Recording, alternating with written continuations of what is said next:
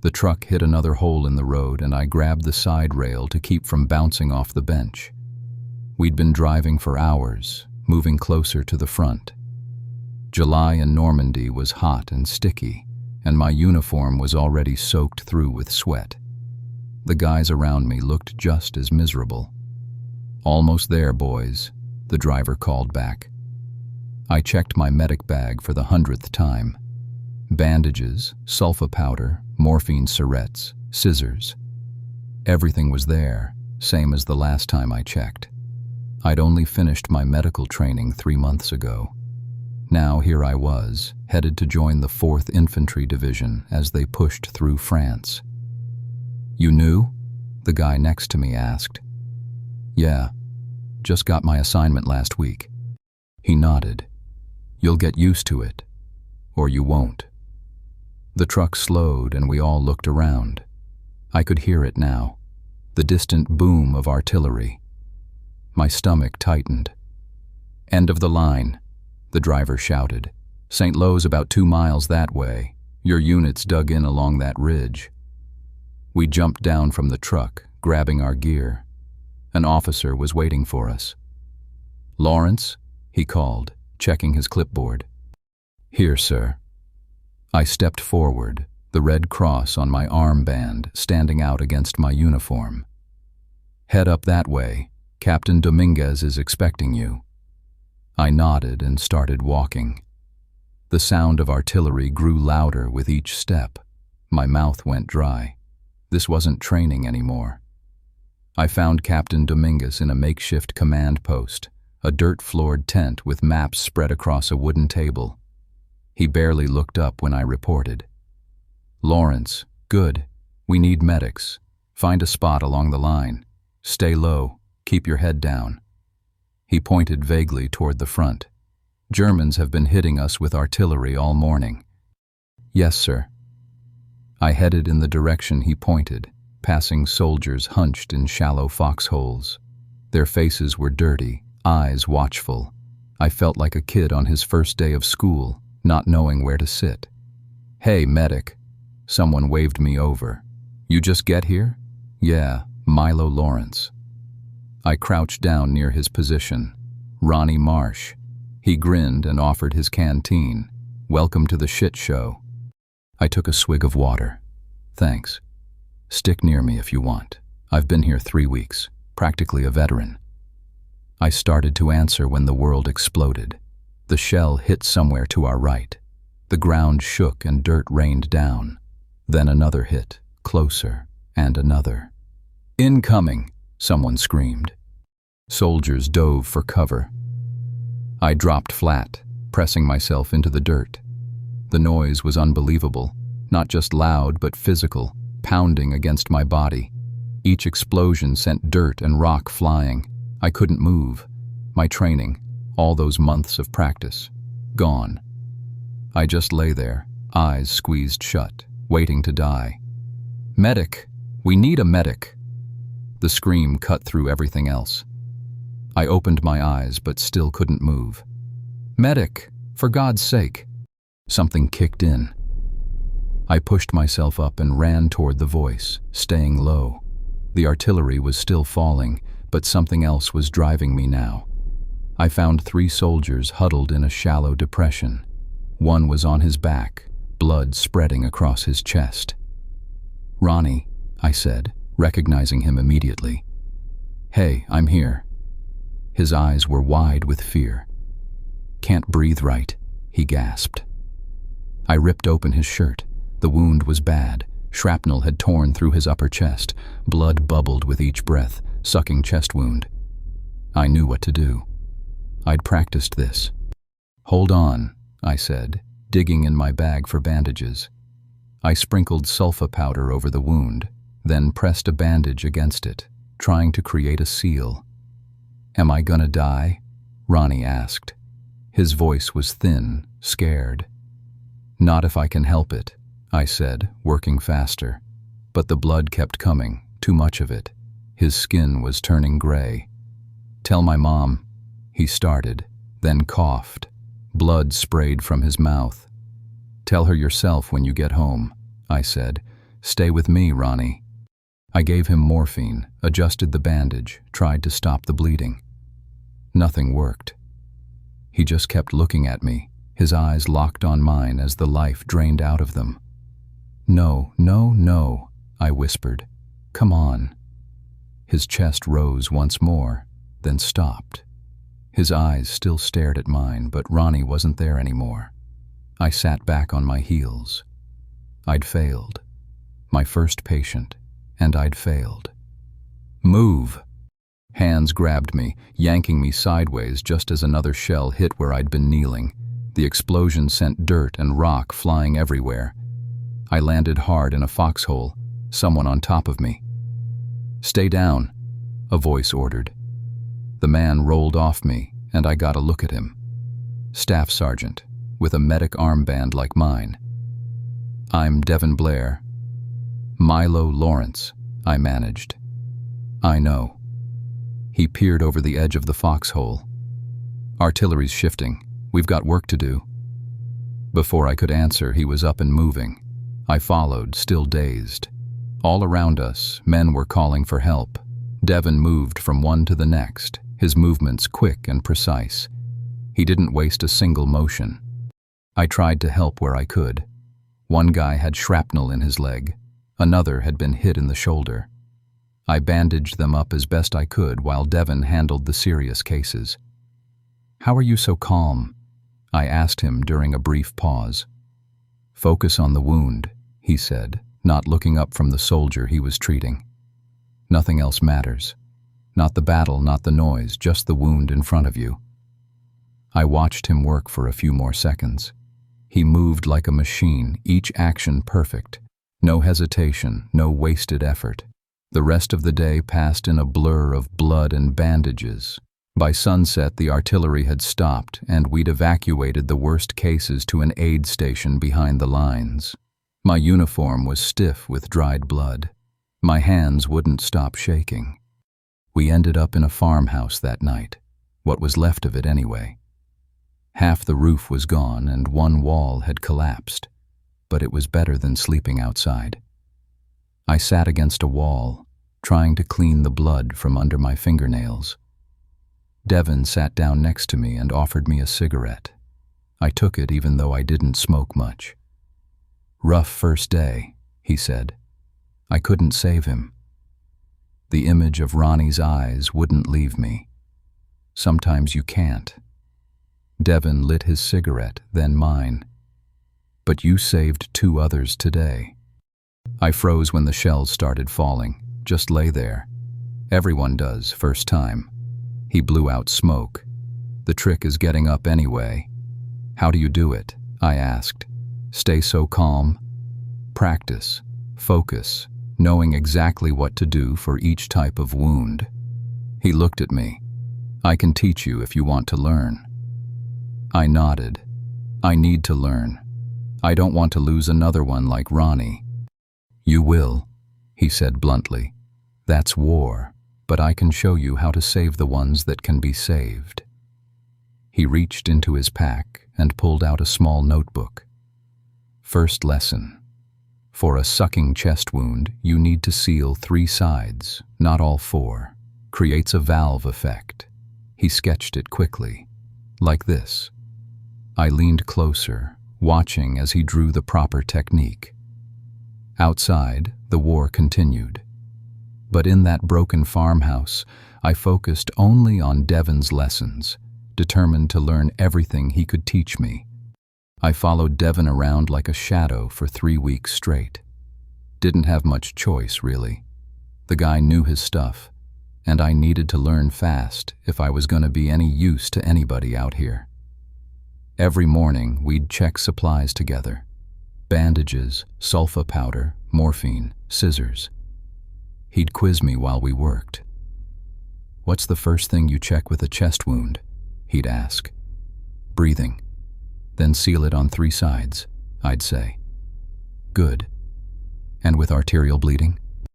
"Direct pressure first, then elevation if possible. Tourniquet as last resort." He'd nod, never smiling exactly, but I could tell when he approved. the way his eyes would focus on me for just a second longer. When we weren't treating guys, we were practicing. He'd tear up sheets to make fake bandages and show me how to wrap different wounds. He had me practice so many times I could do it in my sleep. "Faster," he'd say. 10 more seconds and he bleeds out. So I'd get faster. My hands stopped shaking after the first week. By the second week, I could tie off bandages tight enough to stop bleeding without cutting off circulation. Little things like that. Things that kept men alive. We got hit about every other day. Germans lobbing artillery at us, trying to soften us up before they pushed forward. Some days were worse than others. Some days we'd treat 15, 20 guys. Burns, shrapnel wounds, broken bones. You name it, we saw it. Devin never seemed to get tired. While I'd be dragging by midday, covered in other people's blood and barely keeping my eyes open, he'd still be moving with the same steady pace he started with. Never rushing, never panicking, just doing what needed doing. "You're getting better," he told me at the end of the second week. We were sitting against a wall in what used to be somebody's kitchen. I was trying to get blood out from under my fingernails again. "You think so?" I asked. "No, so. You don't freeze up anymore. Your hands are steady." He pulled out his notebook, the one he was always writing in. "But you need to get faster at finding veins for plasma. Let's go over that again." So we did. Every night, more lessons, more practice. By the third week, guys were actually asking for me when they got hurt. Not just calling for any medic, but asking for Lawrence specifically. That felt good, I won't lie. Captain Dominguez noticed too. He stopped me one afternoon as I was restocking my bag.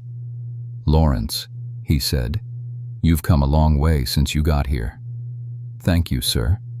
I kept my eyes down, focusing on organizing my supplies. "No, I mean it. Blair's taught you well.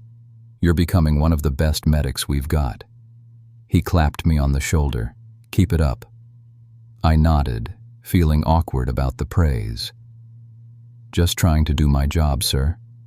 "Well, you're doing it damn well." Then he walked off. I told Devin about it that night.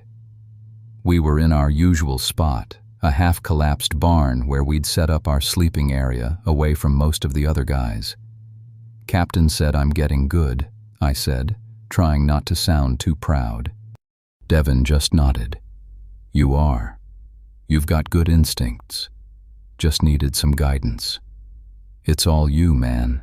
Everything I know, I learned from watching you." He shook his head. "I just showed you the basics. You figured out the rest." That wasn't true, but Devin never was one to take credit for anything. It was during our fourth week when things got weird. We were hit with a heavy artillery barrage around midnight. The shells came screaming in, lighting up the sky like it was daytime. Everyone was scrambling for cover, yelling for medics. I grabbed my bag and ran out toward the calls. Devin was already ahead of me, moving toward where Private Calhoun was down. Calhoun was this skinny kid, maybe 19, with red hair and freckles. Good kid. I was about 20 feet away when I saw it happen. A shell hit nearby, and the blast knocked both Devin and Calhoun flat. I saw shrapnel tear into Devin's shoulder, ripping right through his uniform. He went down hard. "Devin!" I shouted, running toward them. The shelling was still going on, dirt and rocks flying everywhere. I slid down next to them, expecting to find Devin bleeding out. Calhoun was in bad shape, leg wound bleeding heavily, but Devin was already sitting up pressing a bandage to Calhoun's leg. "Pressure here," he told me, his voice steady as always. "Elevate the leg. He's got an artery nicked." I did what he said, but I couldn't stop staring at his shoulder. His uniform was torn, but in the chaos and darkness, I couldn't see how bad the wound was.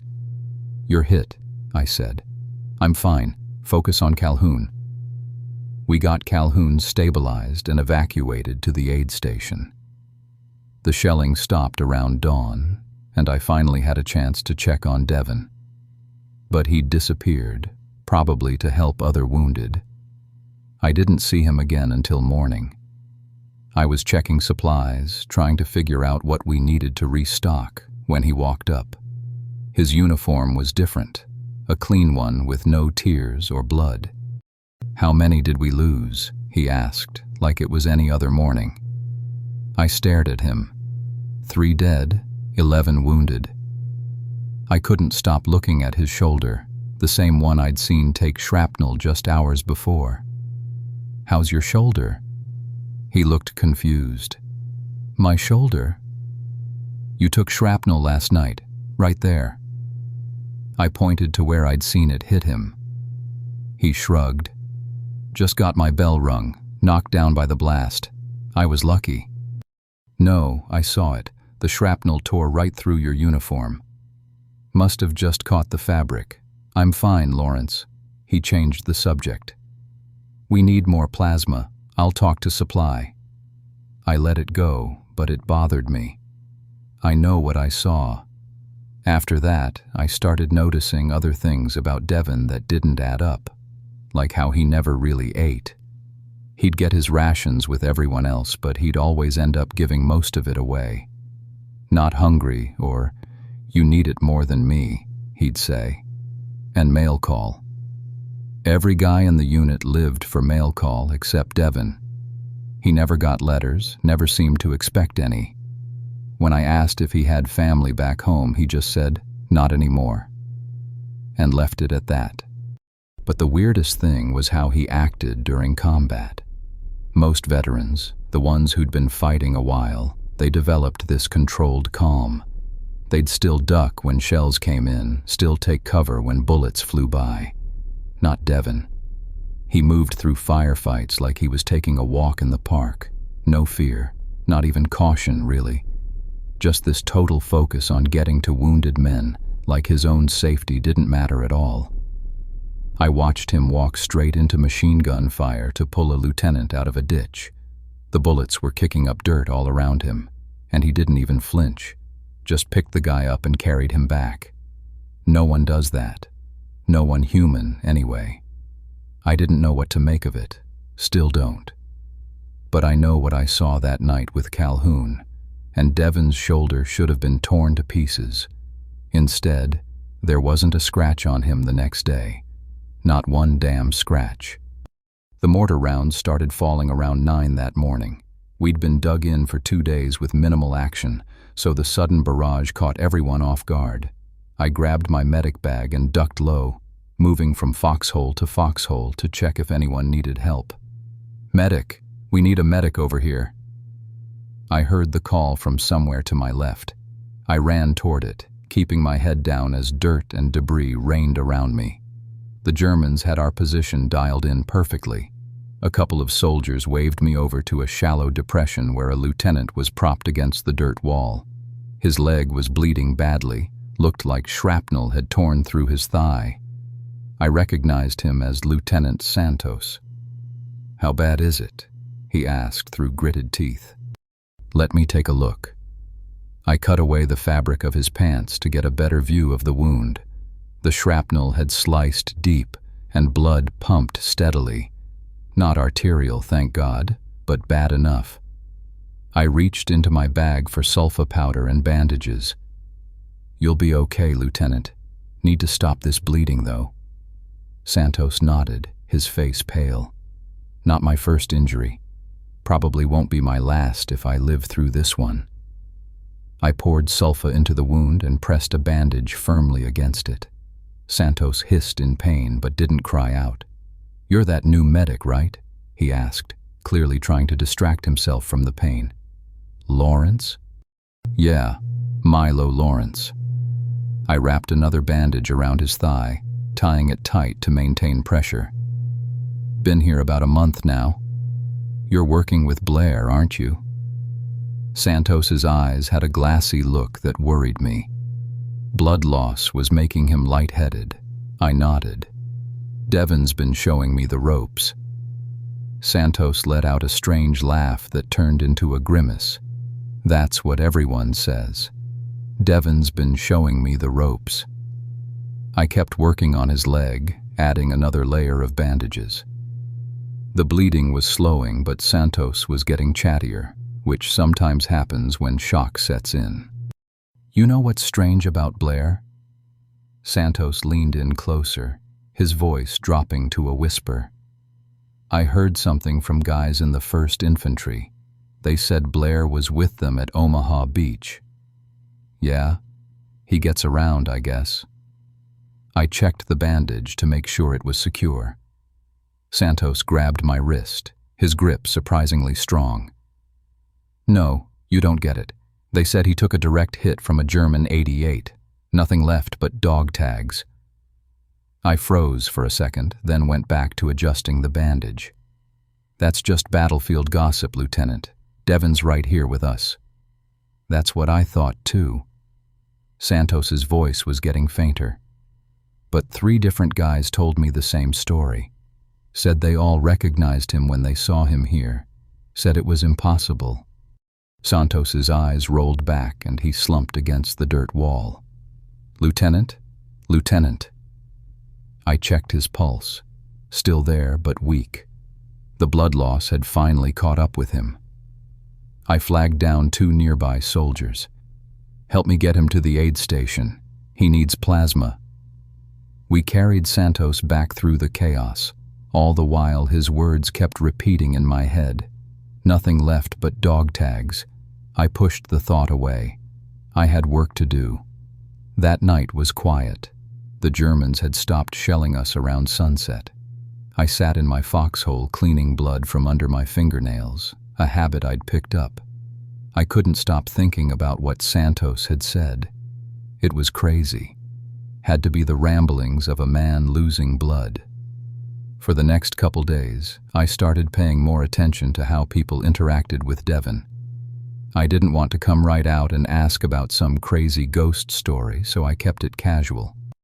"Hey, Martinez," I said to one of the riflemen while checking a minor cut on his hand.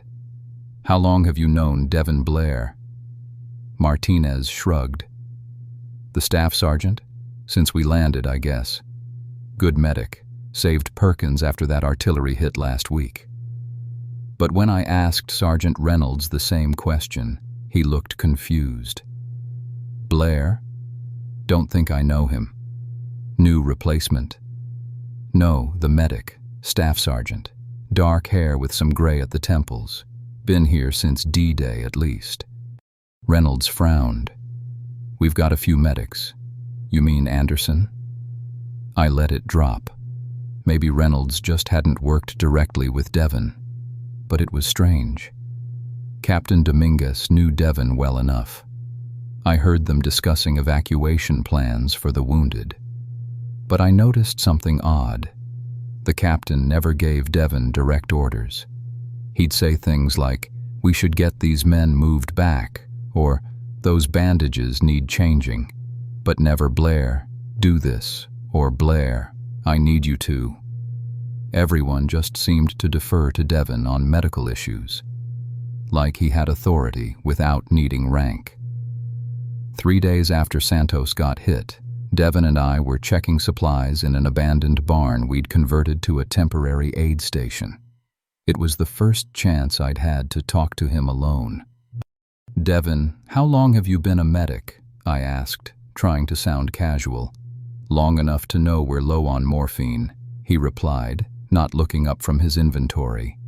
"No, I mean, did you train before the war? Or did you learn on the job like me?" Devon glanced up. "A little of both. Hand me that box of bandages." I passed him the box. "Where are you from? I don't think you ever said." "East Coast." Devon made some notes in his little book. "We need more plasma.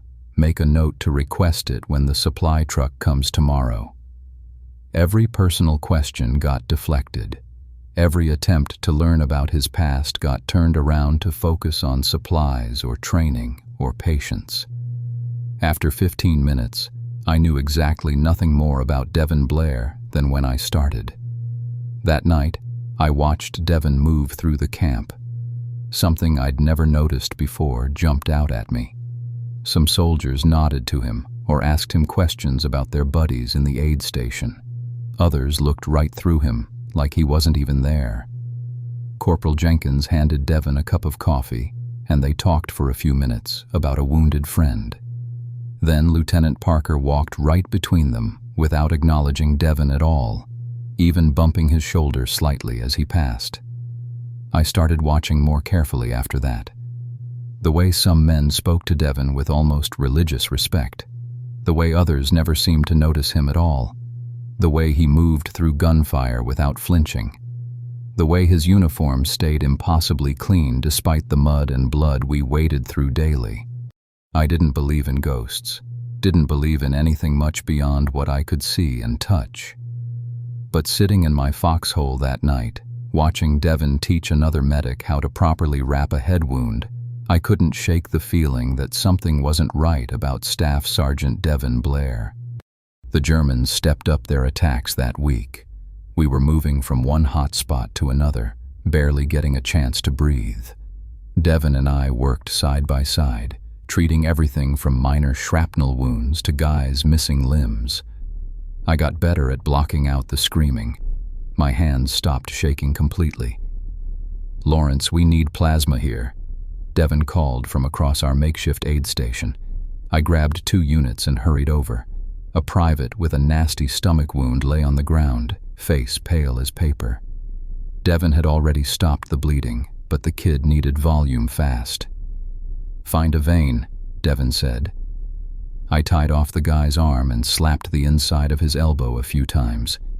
The vein popped up, and I got the needle in first try. "Good," Devin nodded. "You're getting faster." That small bit of praise meant a lot. We worked through the night, patching up everyone we could. By morning, I was dead on my feet, but Devin looked the same as always, alert, focused, not a hint of fatigue. "How do you do it?" I asked him while washing blood off my hands in a dented basin. "Do what?" "Stay so, I don't know, steady. You never get tired." Devin shrugged. "Just used to it, I guess." Captain Dominguez came by around noon. "We're moving up. Germans retreated about 3 miles north. We're pushing forward while we have momentum." An hour later, we were back on the move. The column of troops stretched out ahead of me, everyone quiet, just the sound of boots on dirt and gear rattling. Devin walked a few paces ahead, scanning the tree line. The crack of gunfire erupted without warning. Everyone scattered for cover. I dove behind a fallen tree, heart hammering in my chest. "Sniper!" someone yelled. Another shot rang out, followed by a scream. "Medic! We need a medic!" I looked over and saw Sergeant Powell down in the middle of the road, clutching his leg. Blood pooled beneath him. He was completely exposed. Before I could move, Devin was already walking, not running, just walking, straight toward Powell, right out in the open. "Devin, get down!" I shouted. He didn't even flinch, just kept walking, calm as if he was crossing the street back home. Another shot cracked past. I swear I saw it go right through him, but he didn't react at all. I watched, frozen in disbelief, as more shots kicked up dirt around him. One seemed to pass right through his shoulder, but he never broke stride. Devin reached Powell, knelt down, and started working on his leg. I snapped out of it and ran over, staying low, zigzagging between cover. By the time I got there, Devin had already applied a tourniquet. "Hold this," he said, like we weren't in the middle of a firefight. I grabbed the bandage while Devin pulled out morphine. Powell's face was twisted in pain, but his eyes were fixed on Devin. "How the hell did you get to me?" Powell asked through gritted teeth. "Just did," Devin replied. "You'll be fine. Lawrence here is going to help me get you back to cover." We dragged Powell behind a stone wall just as our guys took out the sniper. The shooting stopped. I looked at Devin, trying to make sense of what I'd seen. "What?" he asked, noticing my stare. "Nothing," I said. "Just battle stress, I guess." Powell looked up at me. "You good, Lawrence? You look like you've seen a ghost." "I'm fine," I said quickly. "Let's get you patched up." We stabilized Powell and got him on a stretcher for evacuation. I kept watching Devin, looking for any sign of injury from the bullets I thought I'd seen pass through him. Nothing. Not even a tear in his uniform. I told myself I'd imagined it. The chaos, the adrenaline, it messes with your perception. That's what I kept repeating in my head anyway. That night, we set up in an abandoned farmhouse. After everyone settled in, I slipped away to the company clerk's tent. Simmons was there, organizing paperwork by flashlight. "Hey Simmons," I said. "I need to check something in the records." He looked up. "What do you need, Lawrence?" "Just want to see which medical units we might be coordinating with. Been treating a lot of guys from other companies." It wasn't exactly a lie, but it wasn't the truth either. Simmons didn't care. He waved me toward the files. "Knock yourself out. Just put everything back where you found it." I nodded and started digging through the personnel records. I checked the active duty roster first. No Devin Blair. Then I went through transfer papers, new assignments, temporary duty orders. Nothing. According to the official records, Staff Sergeant Devin Blair didn't exist. I put everything back and walked out into the cool night air, my mind racing. Maybe his papers got lost. It happened sometimes in the chaos. Or maybe he was attached to us temporarily and the paperwork hadn't caught up yet. On my way back, I spotted Sergeant Powell sitting outside the aid station, smoking a cigarette. His bandaged leg was propped up on a crate. I sat down next to him. "How's the leg?" "Hurts like hell, but I'll live." He offered me a cigarette, which I took. "Thanks to you and Blair." I lit up and took a drag. "Speaking of Devin," I said, trying to sound casual. "How long has he been with the unit? I don't think I've heard much about where he came from." Powell shrugged. "Not sure exactly. He was transferred in not long before you showed up." "From where?" Powell's eyes narrowed slightly. "Why all the questions about Blair?" "Just curious," I said. "He's been teaching me a lot, but I don't know much about him." "Some guys don't like talking about themselves," Powell said, "especially the ones who've seen the worst of it." "Yeah, I guess. Blair's good at what he does," Powell added. "That's all that matters out here." I nodded and finished my cigarette in silence. The next morning, we got word of heavy casualties at a church about a mile north that had been converted to a field hospital. A German bomber had hit it directly. "Lawrence, you and Blair head up there," Captain Dominguez ordered. "They need help evacuating the wounded." We grabbed our gear and set out. The church came into view after about 20 minutes of walking. Half of it was completely destroyed. The stone bell tower still stood, but the roof had collapsed on one side. "Jesus," I muttered. Devin didn't say anything, just picked up his pace. Inside was chaos. Bodies everywhere, some under rubble, others laid out in rows. Medics and chaplains moved among them. "Start with the ones who can be moved," Devin told me. "I'll check for survivors in the debris." I nodded and got to work. For the next several hours, we triaged, treated, and evacuated everyone we could. Some were beyond help. I held a private's hand as he took his last breath, blood bubbling from his lips as he tried to say something about his mother. Later, I found Devin kneeling beside a dying captain. The man's legs were crushed under a fallen beam. There was no way to get him out. "Am I going home?" the captain asked, his voice barely audible. "Yes," Devon said softly. "You're going home." The captain closed his eyes. A minute later, he was gone. Devon stayed there, his hand on the man's shoulder. "We couldn't save him," I said. "No," Devon agreed, standing up, "but he didn't die alone." We moved to the next victim, and the next. When we finally took a break, we sat on a partially collapsed wall near the altar. "How do you handle it?" I asked. "Watching them die when you can't do anything." Devon looked at me with those steady eyes of his. "Being a medic isn't just about saving lives, Lawrence. It's about accepting that some soldiers will die despite your best efforts." I nodded, waiting for him to continue. "What matters most is that you're there," he said, "so they don't have to face that final moment alone. That's the real job, being present when they need someone most." Something about the way he said it sent a chill through me. It felt profound but also unsettling, like he was speaking from a place of knowledge no living person should have. "I don't know if I can do that," I admitted. "Just sit there, knowing I can't save them."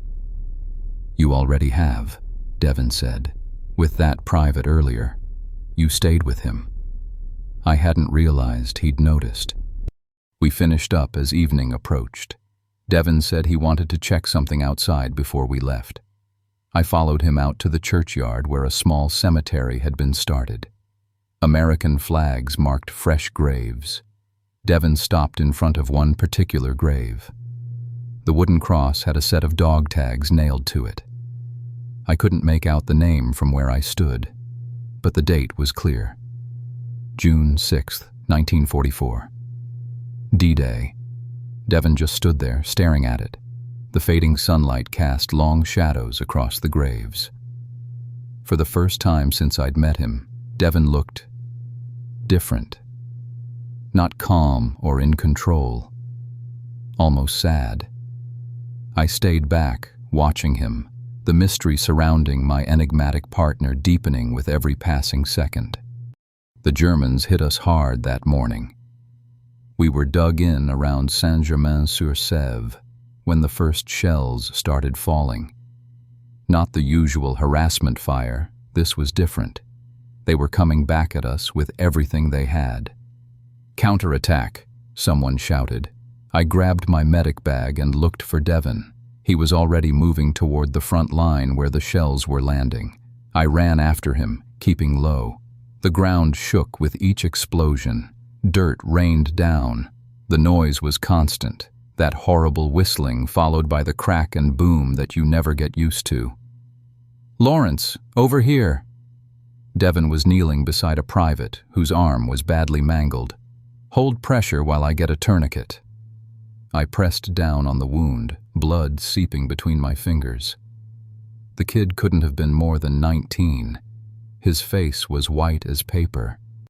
"You're gonna be okay," I told him, not sure if he heard me over the shelling. Devon worked quickly, tying off the tourniquet with practiced movements. "He needs evacuation. Now." We carried the private to a depression behind the line where other wounded were gathering. I counted 8 men already there, with more arriving. 2 were critical. The rest could wait. "We need to get the bad ones out," Devon said, scanning the battlefield.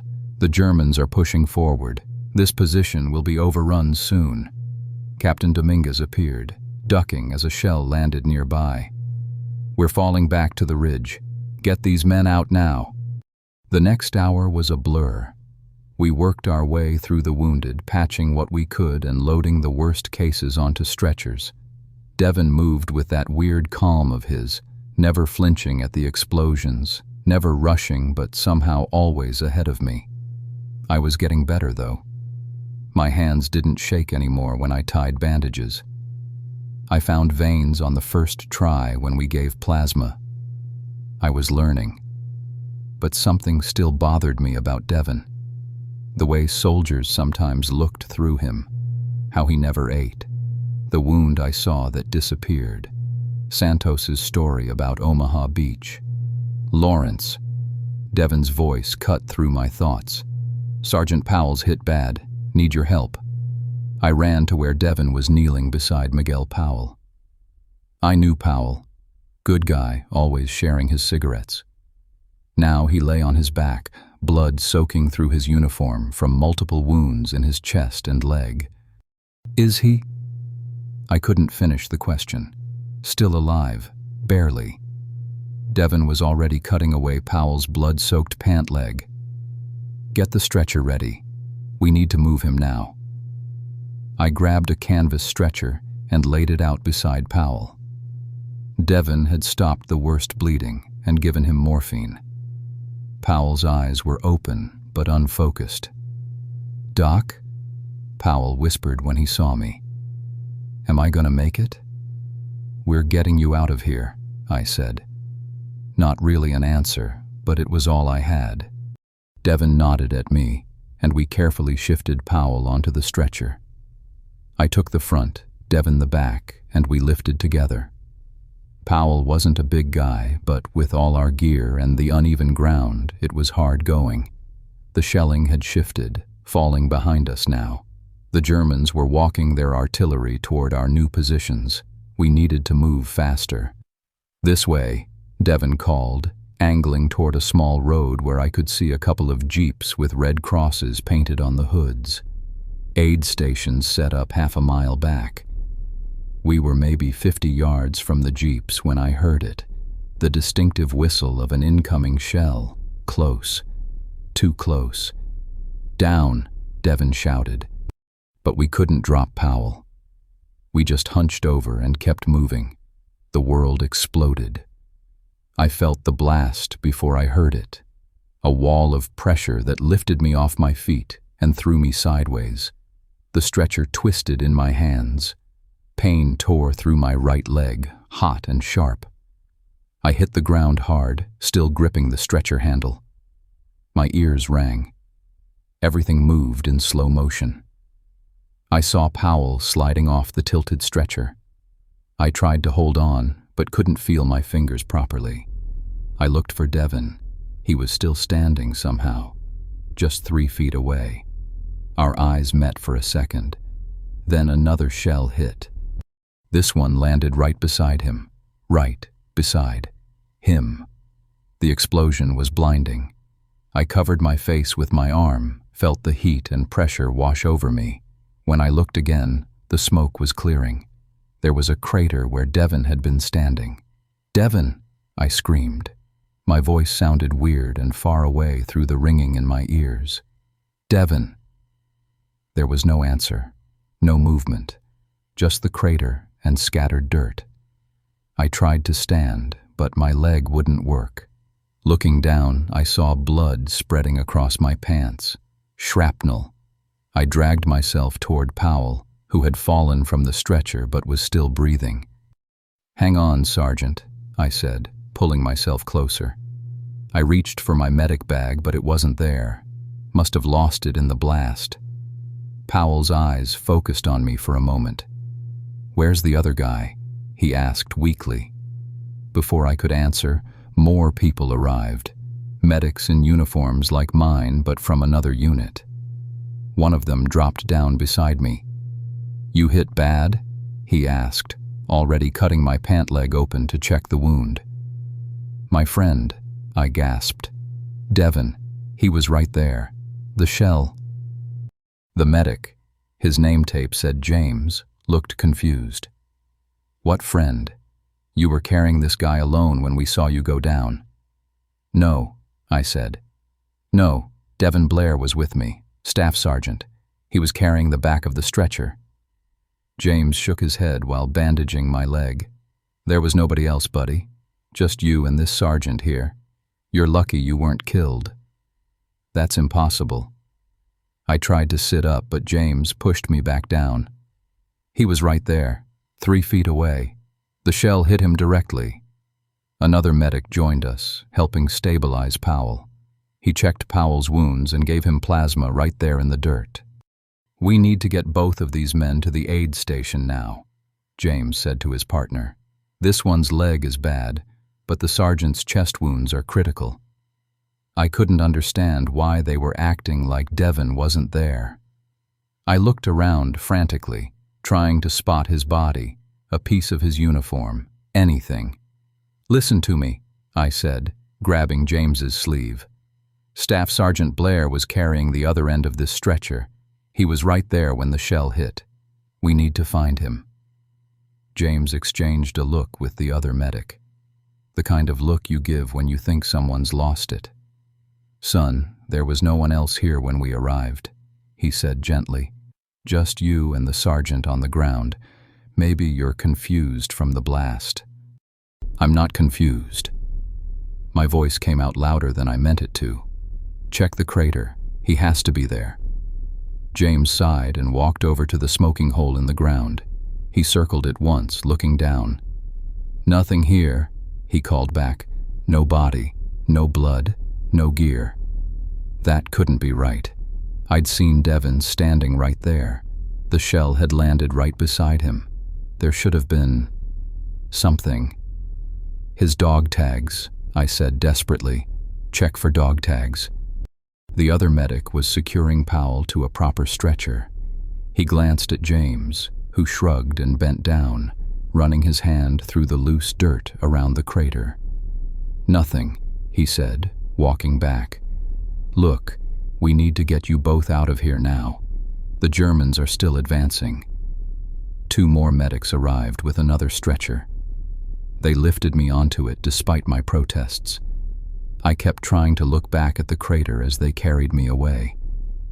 "He was there," I insisted, though my voice was getting weaker. The pain in my leg was getting worse. "Devon Blair, Staff Sergeant, medic." "You lost some blood," James said, walking alongside my stretcher. "Sometimes that makes people see things." I didn't imagine him. He's been with me for weeks. Everyone knows him. James just nodded, the way you do when humoring someone. They loaded me and Powell into a jeep. Powell wasn't conscious anymore. I was starting to feel lightheaded too. "What unit are you with?" James asked as the jeep started moving. "4th Infantry, 8th Regiment," I answered mechanically. "And this Blair guy, he was with your unit?" "Yes, Staff Sergeant Devon Blair, been with us since..." I tried to think. When had Devon first appeared? Right after Ronnie died, my first day at the front. "I'll check with your CO when we get to the aid station," James said. "Make sure they know what happened to both of you." I closed my eyes. The pain and blood loss were making it hard to think straight. But I knew what I'd seen. Devon had been there, right there. Hadn't he? The jeep bounced over the rutted road. Each jolt sent fresh pain through my leg. I must have passed out because the next thing I knew, we were at the aid station, a collection of tents set up in a clearing. They unloaded Powell first. He looked bad, really bad. Then they carried me inside and put me on a cot. A doctor came over, checked my leg, and said something about surgery to remove the shrapnel. I grabbed his arm. There was another medic with me, Devon Blair. He got hit by a shell. "You need to send someone to find him." The doctor looked at James, who shook his head slightly. "We'll look into it," the doctor said, which is what people say when they're not going to do anything. "Right now, let's focus on getting you patched up." They gave me morphine then. The pain receded, and everything got fuzzy around the edges. But one thought stayed clear in my mind. Devon had been there. I hadn't imagined him. He'd been there for weeks, teaching me, saving lives. So where was he now? And why couldn't anyone else see what had happened to him? As the morphine pulled me under, I remembered Santos's words about the rumor from Omaha Beach. About Devon taking a direct hit from a German 88, leaving nothing but dog tags. I'd seen it happen again, right in front of me. The last thing I thought before everything went dark was, maybe Devin Blair had been dead all along. I woke up to the smell of antiseptic and the sound of moaning. My leg hurt like hell. I opened my eyes and saw a canvas ceiling above me. Field Hospital. Right. I tried to sit up, but a nurse pushed me back down. Easy there. You just got out of surgery. The nurse frowned. You need to rest. The doctor removed 3 pieces of shrapnel from your leg. I'll check, she said, but her tone made it clear she was just humoring me. I drifted in and out for a while. The pain medication made everything fuzzy. When I woke up again, a different nurse was checking my bandages. What day is it? I asked. Tuesday. You've been here since yesterday afternoon. I need to find Staff Sergeant Devin Blair. He's a medic in my unit. She glanced at my chart. You came in alone with Sergeant Powell. No one else was brought in with you. That's impossible. Devin was right there. The nurse gave me a sympathetic look. I'll ask around, but you should rest. I couldn't rest. Every time I closed my eyes, I saw the explosion, the crater where Devin had been standing. It didn't make sense. How could he just disappear? Even if he'd been hit directly, there would have been something. When a doctor came by later to check my leg, I tried again. Doc, I need information about Staff Sergeant Devin Blair. He was with me when we got hit. The doctor, a tired-looking man with glasses, shook his head. Son, you were brought in with Sergeant Powell, no one else. The shrapnel in your leg caused some blood loss. Confusion is normal. I'm not confused. Devin Blair. He's been with our unit for weeks. Check the records. I'll look into it, he said, clearly not believing me. I spent the next day asking everyone who came near my bed, nurses, orderlies, other patients. No one knew anything about Devin Blair. On my 3rd morning in the hospital, an orderly brought me a clipboard with papers. What's this? I asked. Personnel records for your division. You kept asking, so Lieutenant Cooper had someone check. I flipped through the pages, scanning for Devin's name. Nothing. I checked again, more carefully. Every medic was listed except Devin. This can't be right, I said. He's been with us for weeks. Everyone knows him. The orderly just shrugged and took the clipboard back. I lay there staring at the ceiling, trying to make sense of it all. I remembered Santos telling me about a rumor that Devin had been killed on Omaha Beach.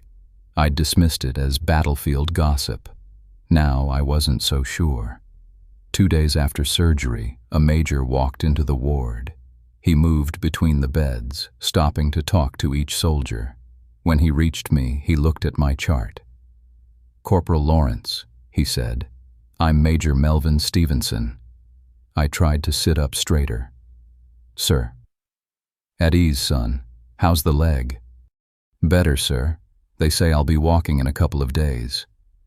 Major Stevenson nodded and pulled out a small stack of envelopes from his jacket. I bring mail when I visit the wounded. Keeps morale up. He handed me 3 envelopes. These are for you. Thank you, sir. I took the letters, surprised. I hadn't expected mail. The men you've treated, they remember you. Word gets around when a medic does good work. I didn't know what to say to that. I just nodded. After the major left, I opened the first letter. It was from Lieutenant Santos, saying his leg was healing and thanking me for the quick work. The second was from a rifleman I'd bandaged during an artillery barrage. The third letter made my hands shake. The return address showed a hospital in England, and the name was Private Dan Calhoun. I tore it open and started reading. Lawrence, they shipped me to England after you patched me up. Doctors here say it's a miracle I survived. They don't know how I made it with wounds like mine. But I remember you and Blair working on me. keeping me alive. I asked around about Blair.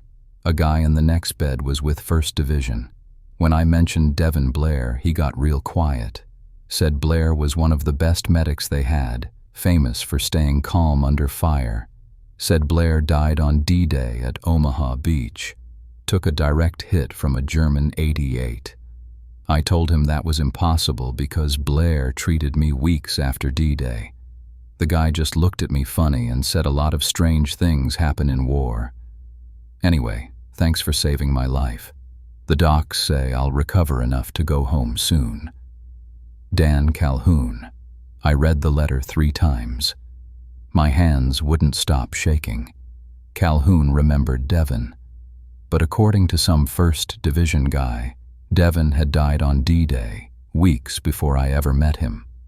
I remembered how Devin never ate, never slept, how he walked through gunfire without flinching, the shrapnel wound that disappeared overnight, his strange calm when soldiers died, the way he stood at that grave in the churchyard. Over the next few days, more letters came. 2 from soldiers in my unit, both mentioning Devin. One guy wrote that he'd heard stories about a legendary medic named Blair who died at Normandy but was still somehow saving lives. I tried explaining it all away. Mass hallucination, battle fatigue, coincidence. But none of those explanations fit what I'd experienced, what we'd all experienced. The night before I was cleared to return to limited duty, I lay awake staring at the ceiling. I thought about everything Devin had taught me, how to tie off bandages, how to find veins for plasma, how to stay focused when shells were falling all around us. I'm not the kind of guy who believes in ghosts. I never have been, but I couldn't deny what I'd seen with my own eyes. Somehow, Devin Blair, or whatever was left of him, had been there, teaching me to be the medic he once was. I folded Calhoun's letter and put it in my pocket. Whatever the truth was about Devin, I knew one thing for sure. I was alive because of him. And so were a lot of other guys. I got back to the front lines 3 weeks after they patched me up. The doctors wanted me to stay longer, but we were short on medics. My leg still ached when it rained, but I could run on it when I needed to. The morning was foggy when we moved into position near a small French village. Captain Dominguez gathered the officers for a briefing while the rest of us dug in along a tree line. I checked my medic bag twice, making sure I had everything. Bandages, sulfa powder, morphine, scissors, just like Devin taught me. "How's the leg, Lawrence?" Martinez asked, dropping into the foxhole next to me. "Good enough," I said. "Heard you were asking about Blair back at the hospital." I nodded. "You ever notice anything strange about him?" Martinez shrugged. "Good medic. Saved a lot of guys." Before I could say more, the world exploded around us. No warning. Just the crack of rifles and the hammering of machine guns. Men started screaming. "Ambush!" someone shouted. I grabbed my bag and crawled to the edge of the foxhole. Germans had somehow gotten behind our lines. Our guys were caught in the open, dropping everywhere. "Medic!" The call came from my right. I didn't hesitate, didn't freeze, just moved. Low and fast like Devin showed me. I reached the first wounded man, Reynolds with a bullet in his shoulder. I dragged him behind a fallen tree and worked quick. Sulfa powder, pressure bandage, morphine. "You'll be okay," I told him. "Stay here." More calls, more wounded. I moved from one to the next, treating what I could, stopping bleeding, bandaging wounds, giving morphine when needed. Everything Devin taught me running through my head. The fighting got worse. The Germans pushed forward and we fell back toward the village. I followed, helping carry the wounded. We set up in an old stone building, some kind of store with the windows blown out. I turned it into an aid station, working non-stop as they brought in more casualties. "Lawrence!" Someone grabbed my arm, a private whose name I couldn't remember. His face was streaked with dirt and blood. "Captain's hit bad. Can't move him." "Where?" I asked, already grabbing fresh supplies. "Church, 2 buildings down." I ran out the door, staying close to the walls. Bullets hit the street behind me. I ducked into the church and found Captain Dominguez on the floor near the altar. His uniform was soaked with blood from his chest and stomach. "Damn, Lawrence," he said when he saw me. His voice was weak. "Thought everyone forgot about me." "Not a chance, sir." I knelt beside him and cut away his jacket. 2 bullet wounds, one in his chest, one in his abdomen, both still bleeding badly. I pressed bandages against them, but blood soaked through immediately. "How bad?" he asked. I didn't lie to him. "Pretty bad, sir." I worked as fast as I could, trying to stop the bleeding, but there was so much blood, and his breathing was getting shallow. I needed another pair of hands. That's when I felt it. A presence next to me. I didn't look up right away, just sensed someone kneeling on the other side of Captain Dominguez. "Apply pressure here," a familiar voice said. "The abdominal wound is the priority." I looked up. Devin was there, just like before. Same uniform, same calm expression. He handed me a fresh bandage. "You're here," I said. "You need help."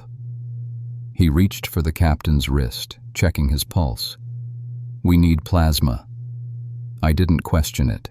Didn't have time to. "My bag, left side pocket." We worked together like we'd been doing it for years.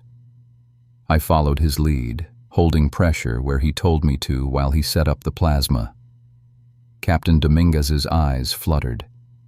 "Stay with us, Captain," I said. "He's going into shock," Devin said. "Keep him warm." I pulled a blanket from my bag and covered the captain while Devin found a vein. His hands moved with the same steady precision I remembered. The captain's breathing steadied slightly. "Why did you stay?" I asked Devin as we worked. "After Omaha Beach, why didn't you go?" Devin's hands never stopped moving. Sometimes a medic's work isn't finished when they die. Sometimes there's more to do. "Like teaching me?" He nodded. "I knew the moment I saw you freeze beside Ronnie Marsh. You had it in you. The instinct, the care. You just needed to learn." We heard footsteps, and 2 soldiers ran into the church. "We got a jeep," one of them said. "We can move the captain now." Together, Devin and I carefully lifted Captain Dominguez onto a makeshift stretcher. The plasma bag hung from one of the soldiers' rifles. "He needs surgery," I told them. "Tell them possible lung and liver damage." They carried the captain out. I started to follow, but Devin put a hand on my arm. It felt solid, real. "There are more wounded," he said. "They need you."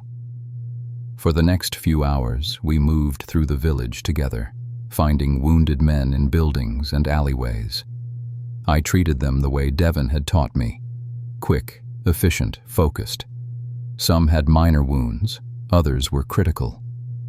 We got them all evacuated. The fighting died down as dawn approached. The Germans had been pushed back. I sat on a broken wall, exhausted, as the last jeep pulled away with 3 wounded soldiers. "You've become a good medic, Milo," Devin said, standing in front of me. "Better than I expected."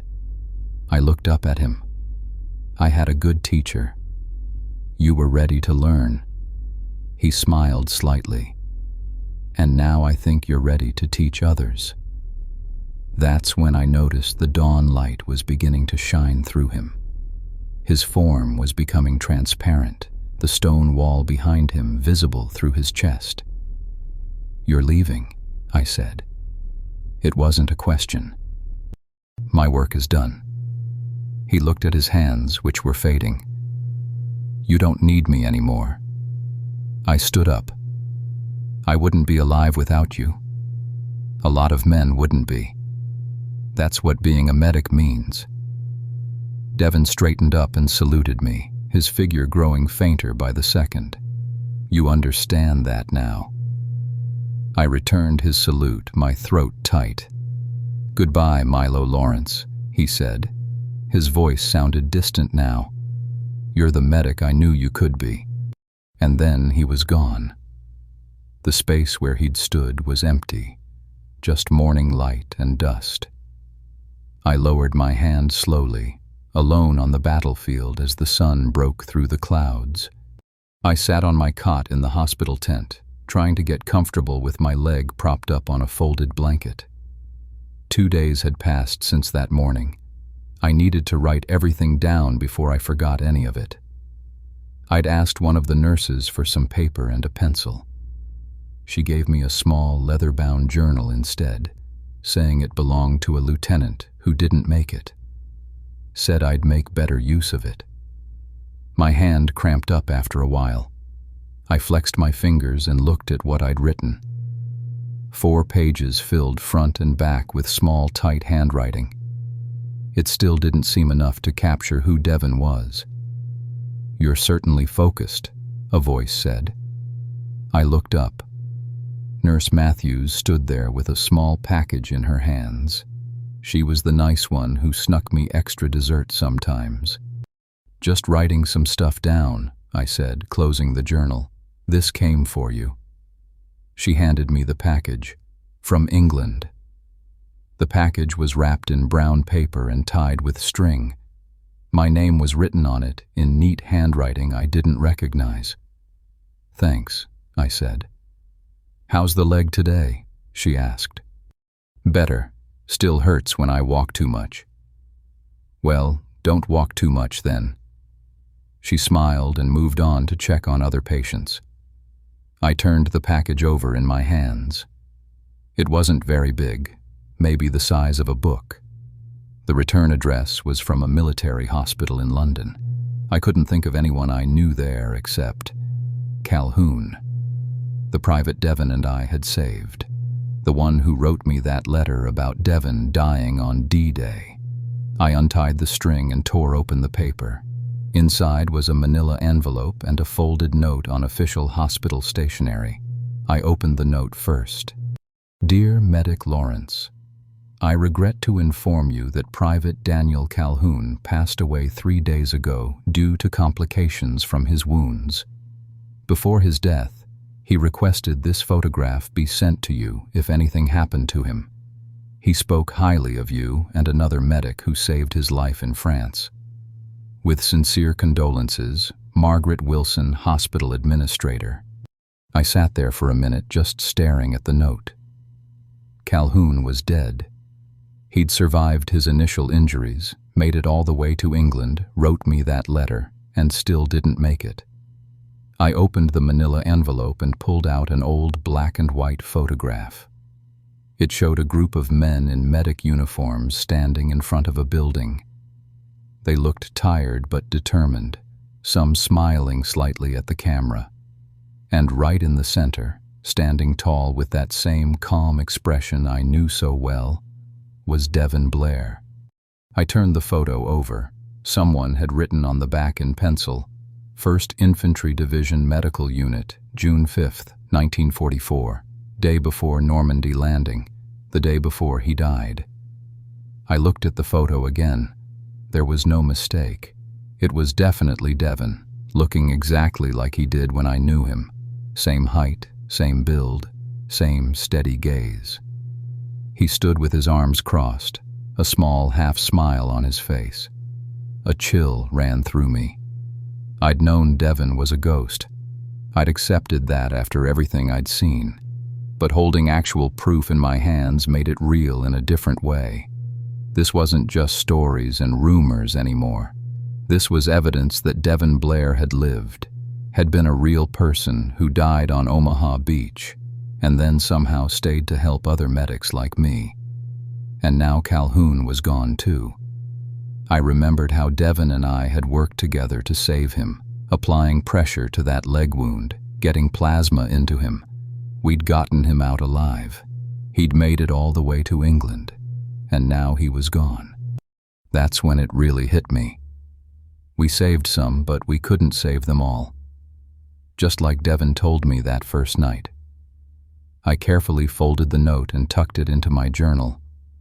Then I reached for my medic handbook, the one they'd given us in training that I still carried everywhere. I slipped the photograph between its pages for safekeeping. It felt right to keep it there, with all the medical information Devin had helped me understand and apply.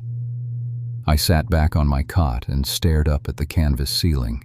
Outside, I could hear the distant sound of artillery. The front wasn't far away. The fighting was still going on, and men were still getting hurt. Suddenly, there was commotion at the entrance of the tent. A jeep had arrived with wounded, and people were shouting. One of the doctors ran past, calling for help. "We need medics at the front line. Germans broke through the western sector." I didn't hesitate. I swung my legs off the cot, grabbed my crutch, and stood up. My leg protested, but I ignored it. I reached for my medic bag, which I'd kept packed and ready beside my bed. "Lawrence, what do you think you're doing?" It was Nurse Matthews. "They need medics," I said, slinging the bag over my shoulder. "You're not cleared for duty yet. That leg is good enough," I finished. "There are men dying out there." She looked like she wanted to argue, but then just shook her head. "At least take these." She handed me some extra bandages and morphine syringes from her cart. I nodded thanks and tucked them into my bag. I didn't need the crutch as much now, so I left it leaning against the cot and limped toward the tent entrance. Each step sent pain shooting up my leg, but I kept going. Outside, a jeep was waiting to take medical personnel to the front.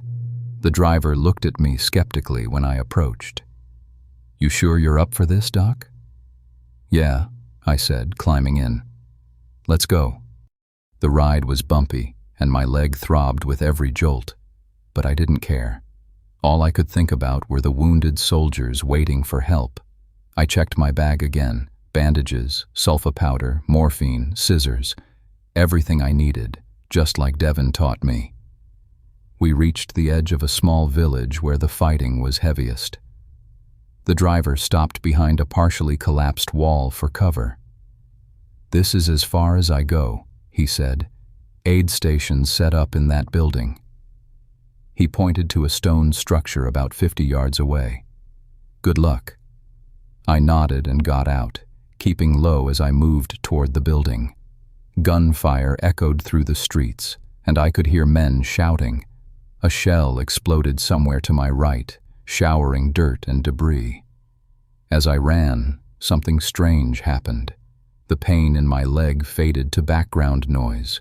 My movements became smoother, more purposeful.